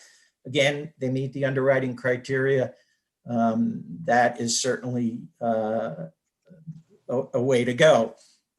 For others, that's why we're having the discussion with Maura Collins and the population or communities that she serves. Then there's others who aren't willing to go down that road just yet of considering the savings in underwriting. And in part, some people use the example of when we had the prebate rebate system that went directly back to the homeowner for property taxes. You're asking me to underwrite a potential savings when I don't know what the behavioral activity will be associated with that individual. It was the same thing with property taxes. They could get the rebate, and then instead of doing the right thing and applying it to their property taxes, they went out and bought the snow machine, or they bought the four-wheeler, or they bought the pickup truck. So, the human behavior piece, while again, I heard Richard talk about it earlier, is one that does factor in to some extent. So I think we would like to see greater expansion of the appraisal community that has the expertise to understand energy efficiency. We're absolutely supportive of that occurring in Vermont, supportive of the voluntary approach on the labeling piece. And again, look forward to the conversations that we're going to have with Maura and her colleagues next week to begin to look at the segment of the market that she serves. Well, I should say that we jointly serve with her in our relationship with VHFA. So I'll stop there and happy to answer any questions that you might have. Thank you very much. I think I saw Senator McDonald and then Senator Campion. Senator McDonald's waving off. Senator Campion. So this is more for the chair. We're at a moment right now, I think in committee, correct me if we are considering the labeling idea that you've put forward for a while now around labeling homes sort of in the simplest, most efficient way, A, B, C, D kind of thing. And that's something that you're considering, again, having in the bill. Right. I mean, it's a known impediment to moving some people from wanting to do weatherization to actually doing a project. And the question is, how could we, for those people, eliminate that barrier or that reluctance? Yeah, and I still, and I've had some concerns with this. You and I have talked about it. I understand it is, and I'm not really sure where I'll fall, but I understand it is people's biggest purchase. It is different than an automobile in that it's so much of what someone has lived in, been a part of, worked on, not worked on, depending sort of their financial background, et cetera. I worry, and also in some ways, are we duplicating the information that is already available to people when they go in and make their purchases? So I still have reservations, but appreciate the conversation and look forward to learning more. Sure. I think Mr. Delia was saying, the human behavior part is always a challenge on any of these kinds of systems. So when you see the MPG sticker, it also says your actual mileage may vary. That's because you could be a lead foot, or you might be, careful on the gas. When I make it to the top of App Gap and come down, if I glance down on my thing, it tells me I'm getting 99 miles to the gallon, and that's because it can't show me a third digit. I think it would be higher than that. So it's hard to, we can't whatever, human behavior will always. And I don't think this gets us back to, really helps us get to our ultimate goal, really, of weatherizing homes and reducing carbon, as much as putting money into the system that allows people to do these things, and for low-income, middle-income Vermonters to be able to afford these kinds of practices. I mean, it's one thing for us to sit here, I think, in a way and say, all right, A, B, C, D, but if you don't have the money to do it, it's not going to happen. So yeah, maybe for upper middle class Vermonters, this is a great idea. But I think when it comes to middle and lower income Vermonters, I think what we need to do is it's a money issue. It's getting money to them. Otherwise, it's just not going to happen. Sure. I'm not disagreeing that the money has to be available first, and it has to be reasonably inexpensive money, right? So it makes sense. I think what the complement to what you're saying is, if someone says, well, I know this is something I feel comfortable moving forward on, because if I do move in 3 years, my investment will be visible in the marketplace, and I may be able to recover some of it. So that's I understand that. I think, challenge. again, we're in a crisis. If we want to work to really fix this crisis, we get more people in electric vehicles, more people to weatherize, dump money into these programs, get people off of fossil fuels, more heat pumps. I see this as more of a little bit, if you will, as a little bit of a distraction from bam. We know the goal. We know what we need to do. So that's where I'm at. Senator Westman. I would start at the same place that Chris did today. I think somehow we have to have a counseling system to work with lower and lower middle income families to show them what the options are, because I think a lot of times they don't know what the options are. And I would add to the groups, I think the community action agencies have the potential to, they do it to some degree now, but I think for them to do that counseling takes resources too. Okay. All right. Any other questions for Mr. Delia? Okay, so thank you very much. I think back to a long time ago, mid 80s, when I got that certificate from Energy Rated Homes of Vermont. I had a letter, actually signed by Mr. Fazy, and took it to our lender, and they allowed us 2 points additional debt to income ratio because of the rating we had. It was 5 stars. So it turned out to be, I don't know, we could have been crazy people and turned the heat up and opened all the windows and spent twice as much. But because we were inclined to make that investment up front, we didn't do that. And it turned out to be a very helpful thing in terms of ongoing savings. But that's one experience. I know there's tens of thousands of people you're dealing with. All right. So if I think Senator you've got McCormick, another hand. I see Senator McCormick. Thank you, Mr. Chairman. Just to sort of echo what Senator Campion said about it, at some point we've got to get, just money into people's accounts so that they can do this. Years ago, making my living as a musician, you might not be surprised to know I actually was quite poor at one time in my life. And point of order, I find that hard to believe. I have all of his albums. I knew someone had. We know you had money in the mattress. Well, but what I was going to say is, when we talk about being penny wise and pound foolish,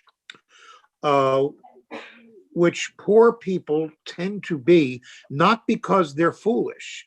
You're penny wise because your immediate, the cash burden, the cash problem of today has to be dealt with. You do it as a matter of necessity. And the idea that the investment in energy efficiency will ultimately be profitable, and a reluctance to make that investment that seems to be ignoring the promise of long-term savings. It's not necessarily ignoring it. It's that you just don't have that money now. And the result is, I can say, looking back on my own misspent youth, I made one disastrous financial decision after another, because there was really no other decision. You were sort of back. Poor people live their lives backed into a corner. So I just want to say that I think Senator Campion is right, that at some point we've got to actually expedite people having the cash available for the initial investment when they need it. Everything else we do is fine, but that is really the big one. Right. And I agree. That's priority number one. I'm actually thinking this is a bit of a false choice. Like, we don't have to, but the labeling bit need not slow us down at all. Ideally, on developing a bigger, more robust program that gets more money out to people that need the money in order to get the work done. So, but point well taken. So with that, I'd love to turn to Ms. Fielder, who is in, every time I've heard from you or talked with you, you have all sorts of interesting and innovative things going on in the world of green energy and loans and working with your customers. So we'd love to hear from you. Thanks, Chairman. Yeah, just hi everybody, and I'll just introduce myself quickly and then move on. Yeah, I'm Lori Fielder, and I work at VSECU, which is Vermont State Employees Credit Union, to those who don't know. And I'm the V-Green Program Director here. I've been at the credit union since 2013, so going on 8 years now. And before that, I worked a year for a solar company, and before that, I worked for about 5 years with what's now Capstone, but it used to be Central Vermont Community Action Council. So I've had some experience really on both sides of what we're talking about here. And instead of repeating a lot of what Chris said, Chris Delia, because most of his comments are spot on, so there's no need to go back over what he said and offer our opinion or my opinion on those things. He's really right about everything in terms of there needs to be, it isn't just a money problem, and it isn't just an information problem. It's a complicated problem. There's a lot of facets to it. So, we can go round and round on whose fault it is, the appraisers or the realtors or the homeowners or the bankers, the lenders. We all work in a complicated cycle. So yes, we depend on appraisers. And it's an interesting problem, and I won't get into too much detail, but basically there's about 9 appraisers that are on the green designation list for Vermont. And of the 9, a couple of them are commercial, a couple of them aren't taking assignments, and one of them has actually passed away. So that gives you a little bit of, an indication of how useful I think that tool even is. That doesn't mean that green features aren't being valued. They are being valued, but it's a slow go. It's just like Chris said, we're starting to gain traction in that area. We're starting to see more valuation, particularly of solar, and that there's a lot of qualifications around that, and high performance homes. And we're getting more requests for that. So that's all good. And, remember that all of this is somewhat dependent on demand. If there isn't demand from the market, then why would realtors and lenders and all the other players, spend the resources on meeting something that doesn't exist? So in order for there to be demand, there needs to be something, behind that. And, just like Chris said, the market right now is just not, we shouldn't even be considering it It's not normal. We are in this, just like you said, a hyperactive time. So I don't think that's useful. We need to be thinking of the long haul and the improvement of our housing stock in a more, realistic way, 5 and 10 years from now. And not just improving the energy performance of it, but energy upgrades improve the health and safety of the home, and they improve the durability of the home. And another player that we should be considering is insurance companies, because insurance companies are starting to say, well, we might give some discounts based on whether or not this home has had some upgrades done, whether it's new construction or a retrofit. So there's a lot going on, and I totally think we should be considering going in the labeling direction. I do support the voluntary approach to start with. And there isn't going to be enforcement. I mean, we can't even enforce building codes right now. So there's not going to be necessarily what we would consider real enforcement. So I really like the idea of at least working towards a voluntary approach to labeling. So that's really all I have to say about the labeling piece and what you guys have been talking about up till now. What I'd like to focus on, my comments is exactly what we were just talking about, and that is how do we make the capital available to folks that want to make these upgrades. So we've been in this business a long time. We've been, it's interesting, Chairman, I think the program that you were talking about with a debt to income ratio may have been the very first time that we did a partnership with Efficiency Vermont was back in the early 2000s. And it was just a straight interest rate buy down. They approached us and said, hey, would you be willing to do an interest rate buy down on these loans for energy efficiency improvements? And we were like, well, we'll look at it. Okay, we'll try it. So that was our first toe into the waters of this business. Over the years, that program has grown and expanded, and we've had lots of different players in the clean energy market and energy efficiency market coming to us and wanting a loan for them. We want our own loan, or we want our own program. So instead of doing a bunch of one-offs, we created V-Green, which is a suite of loans. They're unsecured, they're secured, there's a green vehicle loan, there's mortgages, there's home equity loans. Some have more traction than others. And these are all really designed with, longer terms and discounted rates that we are the ones that discount. So those aren't subsidized. That's because it's a part of our mission. And we, our board adopted an environmental mission back in 2005. To really provide, that's where we choose to return, profits of the credit union back to members, as in the form of discounted rates on V-Green loans and extended terms. And so we have made that choice to do that. And just like Chris said, lenders all have kind of a different balance sheet. They all have kind of different missions. So, you just have to know that that's going to be dependent really on the organization. So one of the things that we really have developed, we have solar programs and, partners and so forth, but the program I really want to advocate here today is the home energy loan program. So this is a partnership with Efficiency Vermont. It's a consumer loan. It's totally unsecured, and the interest rates are as low as 0%. And it is based on income tier. So if your household, and it's important to talk about this in terms of households and not like people. It's not low income people. It's low income households.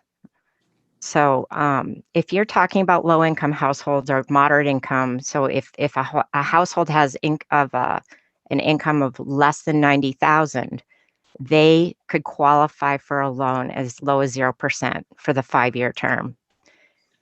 So that has really taken off. And we started the program back in 2014. It's been around a long time. It was originally managed by the Department of Public Service, so it was a state I worked with Ed Delhagen, and I think it was Chris Recchia at the time, and we developed this program, and it was, it takes a lot of resources to develop something like this. So, they basically subsidize the loan rate so that people that are meeting that criteria can have access to a really low income loan. And we do take savings into account when we're underwriting, and we look at their whole picture. There's no minimum credit score. We work really hard to get to yes. That program has since been transferred over to Efficiency Vermont, and they are running it. We have like a great partnership. So just like Chris said, that kind of, I don't know if it's counseling, but sort of that, you almost need to have that piece where there is a trusted advisor, right? Kind of what NeighborWorks does. And they perform that function. Their customer service team is fantastic. So somebody's not sure, what they should do in their home, they can contact Efficiency Vermont. Efficiency Vermont gives them guidance, helps them to find an eligible contractor in the program. They work with them on the steps they need to do. Once they're ready to apply for the loan, they apply for the loan, and then we work with them on the financing. And then, we book the loan, and we share information back to Efficiency Vermont. And then back to privacy concerns. If they're participating in the program, the borrower does, sign a form to authorize that. We're not sharing like credit score with Efficiency Vermont or anything like that, but we're sharing kind of the project detail, just so that they know what they were doing. Were they installing a heat pump, or were they weatherizing, or, installing a central wood pellet furnace. So that gives them the data they need to sort of improve the program. And then we report, well, these were the low to moderate income households that were served, and these were, the upper income. And, I think that's been, we did 860 loans in the whole program last year. There's 2 other lenders. NeighborWorks is one of them, and Opportunities Credit Union is one of them. Just so you know, Opportunities and VSCCU were legacy, lenders. So we've been there since the very beginning, just trying to develop the program, and the guidelines and the guardrails, and what qualifies and what doesn't, and what kind of exceptions can we make. And last year we did, so of the 860 loans, VSCCU did 768 of them in 2020. And of those, 27% were low income households and 43% were moderate income households. So the most popular, actually the most popular project was heat pumps. And the second most popular was weatherization. So that to me is a huge success, because I used to work in weatherization for Capstone, like I'd mentioned earlier. And it's really hard convincing somebody to do a weatherization project. And it's not just about money. I mean, these are complicated projects. They're, they are very disruptive a lot of times to a home, because you have to move items, you have to clear out an attic, you have to figure out what's going on in the basement, if they can get to the rim joists or not. I mean, there's, will I need to do some upgrades to, my heating system or my electric system, my electrical components. So it is beyond, everybody thinks it's a financing problem. It's not necessarily just a financing problem. So this ability that we've had over the years to forge this partnership and be able to contact Efficiency Vermont and say, hey, we've got this project, and we know that replacing a boiler isn't part of the home energy loan, but this family, their boiler just died, and it's February 4th, and they, it's an emergency. They are doing weatherization as well. Would you be able to approve this in the program? And they've said yes. I mean, so it's, it's not just about, the being exactly within the guardrails of the program. We need to be able to make exceptions. We need to be able to help people that hey, if we can show that they're going to get $1,200 in estimated annual savings, it's not up to us as the lender to decide how they're going to use that money. You know, we're not their parents. You know, we've got, if they save $1,200, we need to assume that those funds are going to be used in some way to support their family. So behavioral things are a complicated thing. It's judgment oriented, and it's not really for us to say, you know, whether that's a right or wrong decision. We have people come in all the time and you know, apply for an $80,000 pickup truck. And then they say, I don't have $20,000 or I don't have $10,000 to weatherize my home.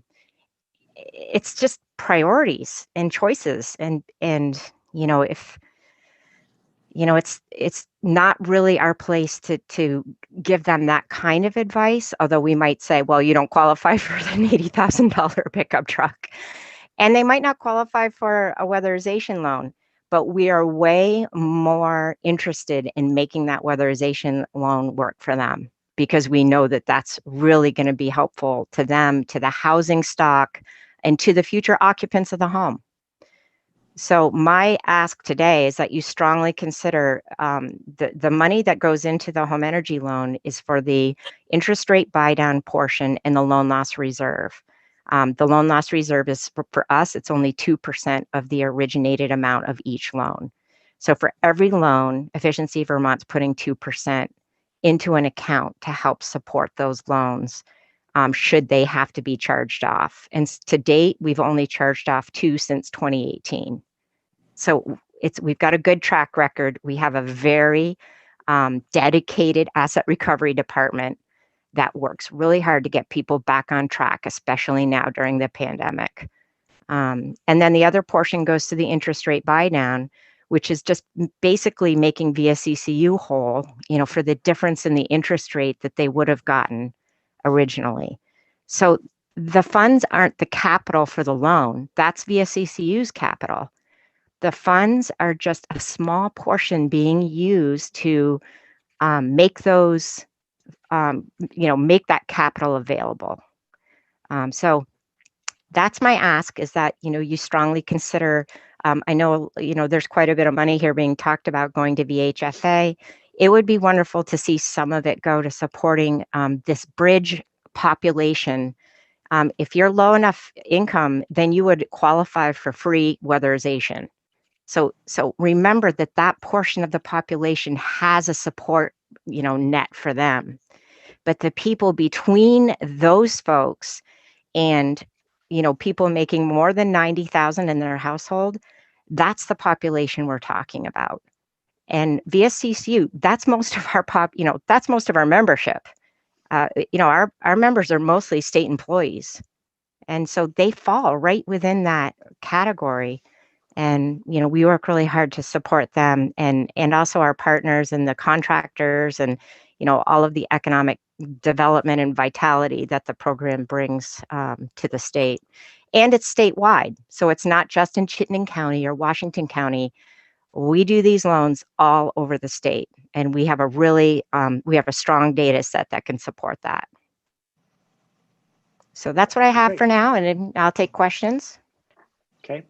Well, great. You know, you and Chris brought up one thing I want to make sure that to address. It's not exactly on the table, but I would say, I'll just speak for myself. Overall, as we contemplate raising more money to do this work, weatherization work, and helping people with more efficient transportation, et cetera, that we're trying to pool monies that will be available to all parties, you know. So I would, in other words, my sense was, we want to be careful not to ever have be steering money from the legislature in such a way that we end up pitting different programs against one another, you know, like grow a larger pool of money that's low cost money that becomes available to anyone who is running a program that can responsibly draw on that pool. So, you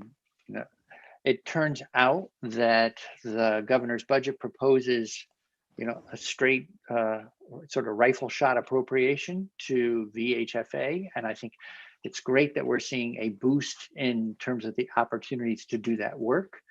But longer term, we've talked about having a funnel that's going to be collecting revenue from multiple sources. And one of the things we'll be looking at next week is who receives that money, how is it held, allocated, and then how do we have a performance system to make sure, to meet our fiduciary responsibility, that we know we passed it on to the people with best practices, basically.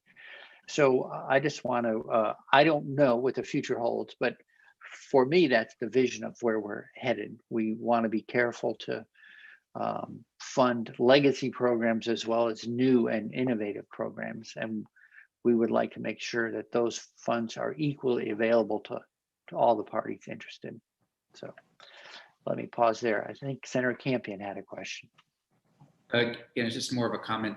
The more I learn, I also realize what Senator Westman's been talking about is so important. Having people at your table talking to you about these kinds of things, talking to you about your options, really taking you through the possibilities. I mean, if you're a single mom raising a couple of kids, single dad raising a couple of kids, you have so many other things going on. And is there a moment to really just pause, take a moment to kind of look at some of these things that might benefit you? Reaching people is so key in all of this. Thank you. Yeah, I think the phrase we use from time to time, we should use it more often, probably, is meeting people where they are. Yeah, and again, we're trying to do something here. We realize upper middle class Vermonters are going to be able to do a lot of these things on their own, and they have the bandwidth and the ability. But how can we help other Vermonters who are, struggling to pay the heat, might not just have the time, to look into these programs. And sometimes I think in life that's when you need a pause. That's when you need somebody in the old days at your dining room table, at your kitchen table, explaining some of these options to you and trying to, be a helping hand so the work can get done. To that point, Ms. Fielder or Mr. Delia, how often do you get referrals from someone who might be sort of out there, what, Senator Westman was calling it a counselor, or Mr. Delia, you said caseworker. How often do what organizations are playing that role that you now see, and do they bring clients, the people they're working with, to you? Well, unfortunately, that's more in the weeds for my mortgage lending committee, and I'm happy to ask that question of them.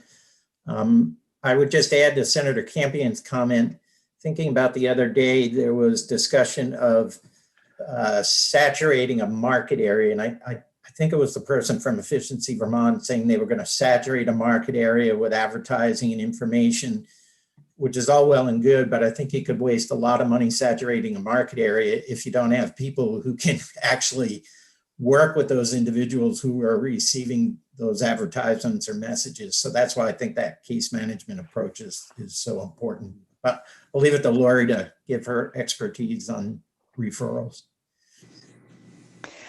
Yeah, so I think just like everything, that's a complicated one too.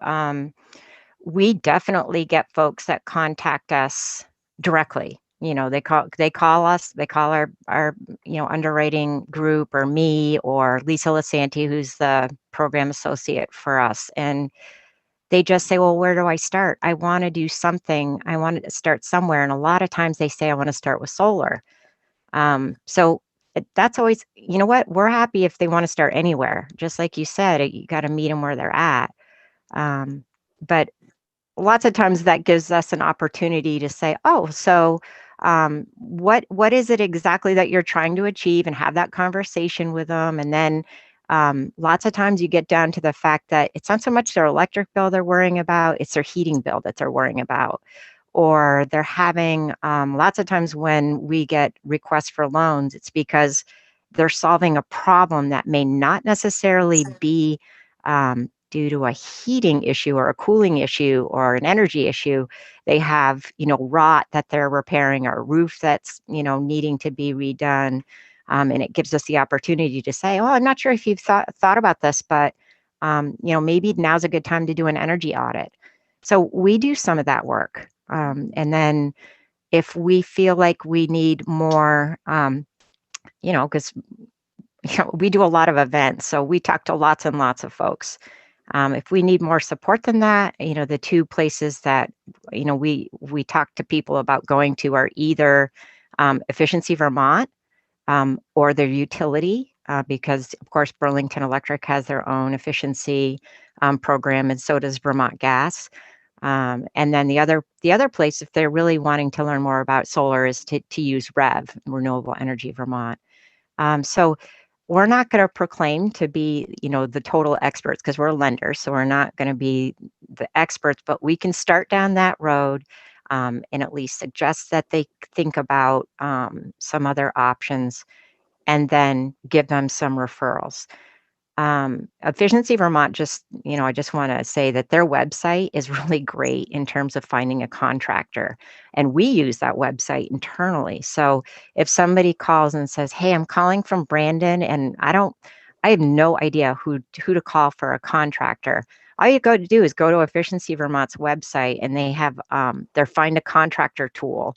And you can find a certified contractor that's within the zip code area of Brandon. Maybe 2 or 3 of them, so they can have a choice. So really, it's just around, making ourselves familiar with the tools that are available. It's not that there aren't tools available. You just have to know where they are, and and then back to the topic of really thinking about where people are in their lives, and informing them and about what the options are. It's been my experience that until people are at the point where they want to have that conversation, that you can't really force them to have that conversation. So that's why we always start with the early adopters, the people that, hey, we're here, we're coming to the credit union, or we're coming to Efficiency Vermont, and we need to get some more information about what's available to us. And how the incentives work, and how does a home energy loan work, and what if I want to do other work that the home energy that's not qualified for the home energy loan? Can we get another V Green loan? What about a home equity loan? Just wrapping it all into one project. So forcing people to have a conversation, it's like saying to somebody, oh, you know what? You really should think about buying a really big pickup truck right now. They're cheap. There's lots of them. It's a great idea. If you don't want to have that conversation, it's not for you. You're not, it's not for you. So I think it is a matter of sort of the more people that do this work and are interested in going down that journey, the energy efficiency journey, because it's not just one project, and then their neighbors see it, and then their friends see it, or their relatives. It's sort of an organic growth. And I've been kind of in this business a long time, and I feel like we really are making progress. We have to take the time to stop and say to ourselves, we are advancing. Things are getting better. We are seeing more, more movement in this space. We just need to know now, how do we really scale it up? How do we take these, funds, if it does actually come to pass, and give them, to the programs that either already are seeing success, or, hey, that's a great idea, let's put some towards that new innovative program. Or what other partners are there and what other regions of the state, like the Northeast Kingdom or Southern Vermont, that really need to have that boost, considering how to get, equity into this marketplace. How do you bring this not just to people who are, in a place to be able to afford it, or have considered it, but how do you do that outreach to people that maybe hadn't considered it? So I think that's really the challenge that this committee has to consider. And I just really appreciate that you're having this conversation and inviting all of us, to sort of participate and give you our viewpoints. Well, thanks. I suspect long-term, the most effective marketing will be when one neighbor who's done this work says, boy, my house is way more comfortable, and I also cut my fuel bill by $1,000 last year. And then that's going to be probably, I suspect, more engaging and persuasive than any mailer or campaign, so. Right. Any Senator McDonald? I seem to recall a couple of years ago, we reviewed a study on why people weatherize their homes and made them more efficient. And the number one, I think, was done in California, but the number one correlation between their willingness to do so and something else was because people up and down the neighborhood were doing it, not because there were television commercials that said smart people do this, or you should be doing this out of efficiency or for other reasons other than that's what your neighbors are doing. That seems to be the biggest, the highest correlation of getting what we're after. So. And I think to piggyback that, I think you're right. And people love to really see in real life what they sort of maybe saw on TV, So it's not really just one approach. It's maybe several things. And, when somebody sees the Bourne's pellet truck pull up into their neighbor's driveway and pull out the tube and stick it into the window in the basement, and they're filling up the basement bin with wood pellets, believe me, the neighbors are going to be like, wait a minute, did you just get one of those new advanced wood heat furnaces? Can I come take a look at it? I've been thinking about that. So it's not just one thing. I think Efficiency Vermont and others do a good job with their marketing. I think NeighborWorks does too. But it's just understanding that there's a lot of different approaches, and people hear things differently, or they see things differently. It's important not to be self-righteous in this marketplace and say, just like you said, it was interesting. You said, well, just because I'm smart, this is why I'm doing this. That does not do anything for anybody, and people, and assuming that poor people aren't smart is like not exactly the way to incentivize this work. And we see plenty of what most people would consider poor people. We see plenty of those people. We do those loans. We're happy to do them. Many times they're actually more creditworthy in many ways than people that you would think were fine.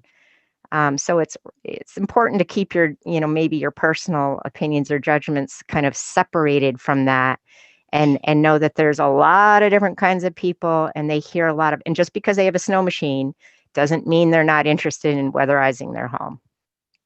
Does the Bourne's truck have a sign on it saying this truck is building another one of your neighbor's modern heating systems as it drives by, or pumps pellets into the basement? It should. All right. Well, great. It's been a very helpful morning. Any other committee questions before we wrap up? All right. So thank you, Ms. Fielder. Thank you, Mr. Delia. Thank you, Mr. Tucker, Mr. Fazy, Ms. Launder. And it's been,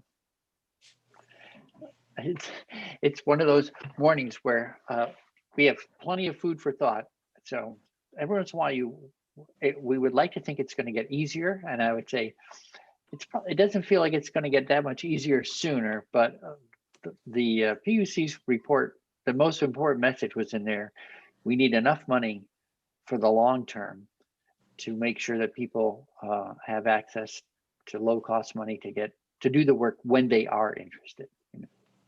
So thank you again, committee. Unless anyone has any business for the committee to think about, we are going to wrap up. Resolution SR6 is on the floor today for second reading, and I think that's about it. Other than we will be back together again at 8:30 tomorrow. All right. Thank you, everyone, and we are adjourned.